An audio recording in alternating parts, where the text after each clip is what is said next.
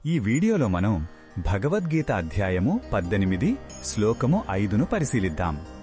త్యాగం యొక్క నిజమైన అర్థాన్ని వివరిస్తున్న శ్రీకృష్ణుడు ఏ కర్మలను ఎప్పటికీ వదిలిపెట్టకూడదో ఈ శ్లోకంలో స్పష్టం చేస్తున్నాడు. మొదటగా ఈ పవిత్ర శ్లోకాన్ని భక్తితో విందాం. యజ్ఞదాన తపః కర్మ న త్యాజ్యం కార్యమేవ తత్ యజ్ఞోదానం తపశ్చైవ పావనాని మనీషిణాం.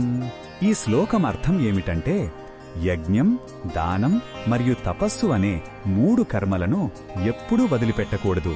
వాటిని తప్పక ఆచరించాలి.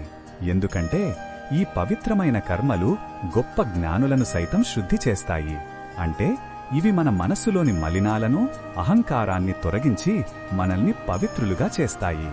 ఈ శ్లోకంలో ఉన్న భావం మనకు ఏమి చెప్తుందంటే ఆధ్యాత్మికత అంటే పనులను వదిలి పారిపోవడం కాదు, మన విధులను నిర్వర్తిస్తూనే అంతర్గతంగా శుద్ధి చెందడం.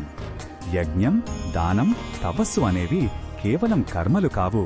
అవి మన ఆత్మను ఉద్ధరించే శక్తివంతమైన సాధనాలు.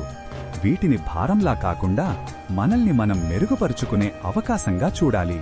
ఈ బోధనను మన దైనందిన జీవితంలో ఎలా ఉపయోగించుకోవచ్చంటే మన పనులను ఫలాపేక్ష లేకుండా సమాజ హితం కోసం చెయ్యడం యజ్ఞం.